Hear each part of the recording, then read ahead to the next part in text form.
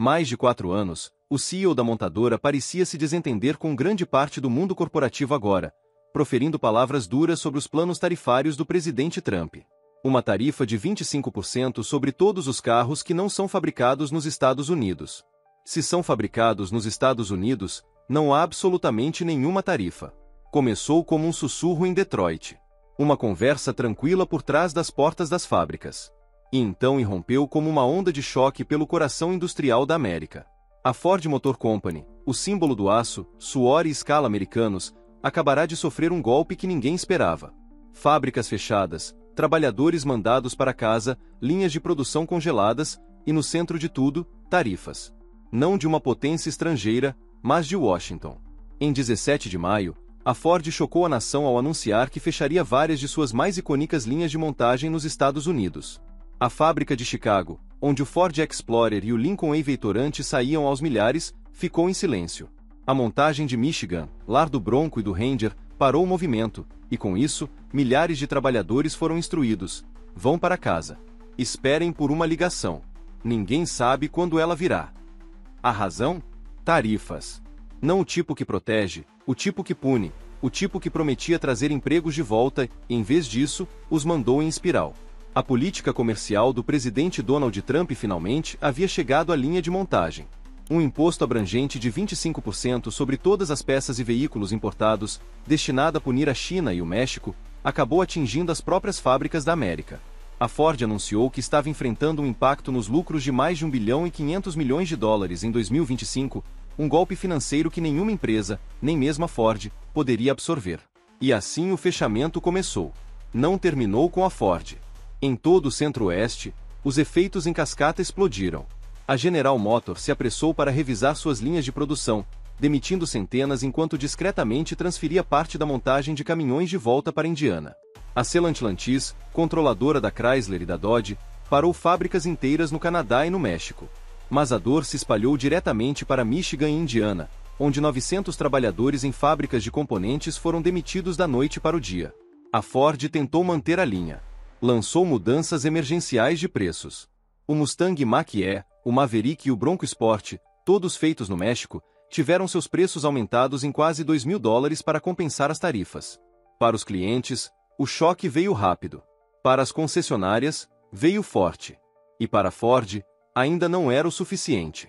Nos bastidores, executivos alertaram que ainda mais cortes poderiam estar a caminho. As tarifas haviam elevado os custos de tudo, do aço à eletrônica. O Lincoln Nautilus, importado da China, agora era muito caro para competir nos showrooms.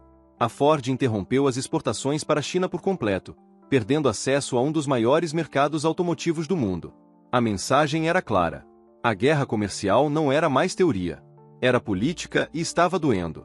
A resposta de Trump: ele não hesitou.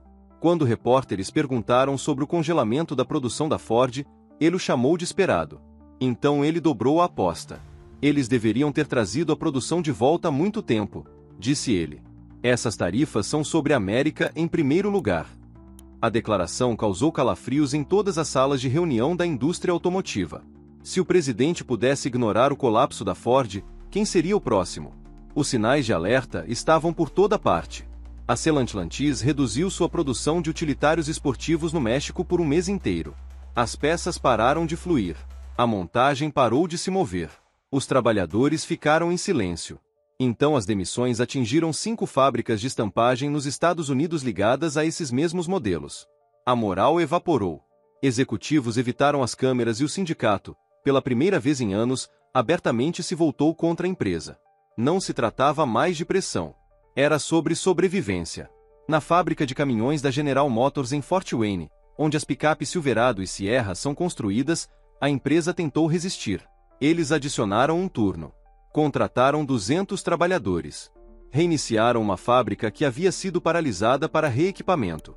O objetivo: construir mais caminhões em solo dos Estados Unidos para evitar as tarifas. Por enquanto, funcionou. Mas por trás dessa vitória de curto prazo havia um aviso de longo prazo. Se as cadeias de suprimentos não se adaptarem, até as fábricas mais leais poderiam cair. A Nissan começou a cancelar pedidos nos Estados Unidos de certos utilitários esportivos feitos no México. A Toyota diminuiu os embarques. A Honda aumentou os preços. A tempestade não estava passando. Estava se fortalecendo. E então vieram os clientes. Os preços dos carros novos subiram em abril, não apenas alguns dólares, mas mais de 2,5% em um único mês. Esse foi o maior aumento em anos. As concessionárias alertaram que os compradores estavam correndo para assinar contratos antes do próximo aumento de preço. Mas o estoque estava diminuindo, as entregas estavam parando, e os modelos que antes lotavam os pátios estavam desaparecendo. A Ford tentou manter o ritmo. Ofereceu preços de funcionário para todos, uma medida geralmente reservada para tempos desesperadores. O objetivo era simples: manter as vendas em movimento, mesmo com o aumento dos custos. Mas a aposta apenas ganhou tempo. A matemática não funcionava mais. A cada passo, a cadeia de suprimentos estava falhando. Peças automotivas feitas no México agora eram 25% mais caras. Carros montados no Canadá eram taxados na fronteira. Componentes da China, de baterias a chips, enfrentavam taxas de até 30%. E as empresas que dependiam deles estavam sendo levadas ao limite. O CEO da Ford, Jim Farley, chamou a nova realidade de a luta mais justa em décadas. Ele quis dizer isso com otimismo. Mas nos bastidores, a Ford estava revisando suas previsões, cortando as orientações e tentando explicar aos acionistas como uma empresa que constrói quase 4 em cada 5 de seus veículos na América ainda estava perdendo. E então vieram as demissões em cidades como Kokomo e Toledo. Trabalhadores que haviam sido poupados na última recessão foram finalmente atingidos. Linhas de componentes foram fechadas. Turnos inteiros foram eliminados e as comunidades que dependem desses salários, os restaurantes, os supermercados, as oficinas de reparo começaram a sentir. Em nível estadual, governadores convocaram reuniões de emergência. Em Indiana, os conselhos trabalhistas emitiram avisos sobre o aumento do desemprego. Em Michigan, prefeitos de cidades imploraram a Washington por alívio, mas as tarifas se mantiveram. Wall Street assistiu em descrença. As ações automotivas tropeçaram.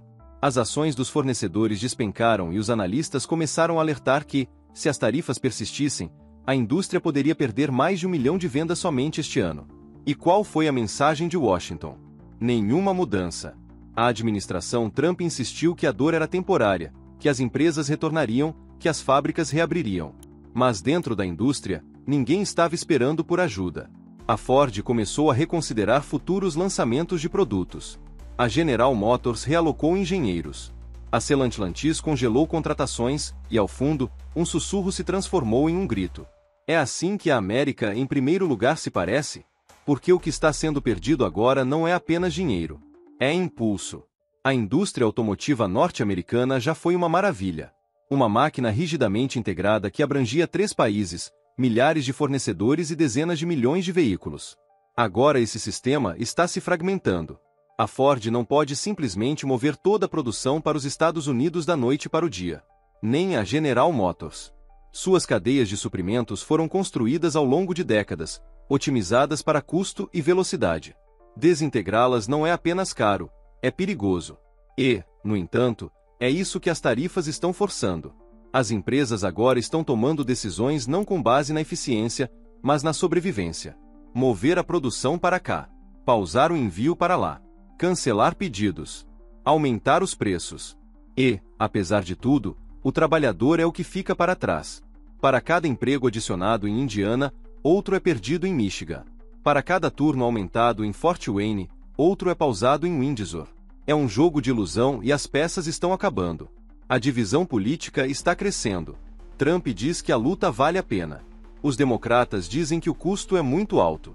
E no meio estão os trabalhadores vendo seus salários diminuírem e seus futuros evaporarem. E o que acontece a seguir? A indústria está se preparando para a retaliação. A China já impôs tarifas sobre carros americanos. As exportações estão secando. Os mercados estrangeiros estão mudando para modelos coreanos e europeus. Os carros americanos estão se tornando muito caros no exterior. E em breve, possivelmente em casa também. E a Ford não se foi. Ainda não. Mas pela primeira vez em gerações, está cambaleando. E os trabalhadores que construíram esta empresa, que lhe deram décadas, que criaram suas famílias com os salários que ela pagava, estão fazendo a pergunta que ninguém quer responder. Valeu a pena? Para continuar atualizado, veja o vídeo a seguir, tenho certeza que será perfeito para você.